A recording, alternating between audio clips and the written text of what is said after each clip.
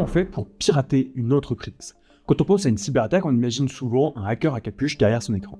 Alors qu'en vrai, les piratages ne sont pas forcément si techniques que ça. On va voir le top 3 des techniques les plus classiques pour entrer dans le réseau d'une entreprise.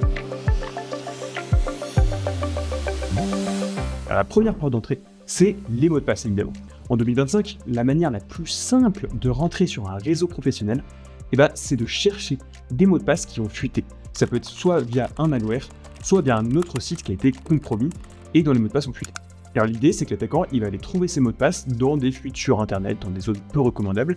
Il va les réutiliser pour se connecter à votre réseau. Après, l'autre meilleure manière de récupérer un mot de passe, c'est tout simplement de vous le demander. Et ça, c'est ce qu'on appelle le phishing ou le hameçonnage. Et l'idée, c'est qu'on vous envoie un mail qui est malveillant, qui cherche à vous rediriger vers un site sur lequel vous allez rentrer votre mot de passe pour vous connecter. Et dès que vous allez mettre votre mot de passe, bien évidemment, vous allez le donner à l'attaquant. La troisième méthode, c'est d'exploiter une vulnérabilité technique. Et ça a l'air très complexe à mettre en œuvre, mais en fait, c'est pas du tout le cas.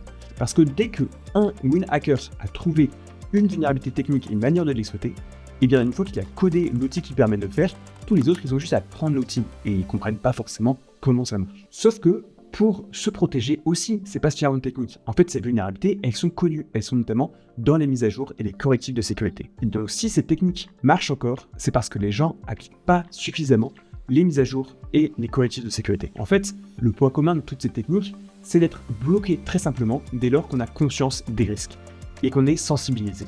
Et en fait, pour moi, c'est ça le plus important.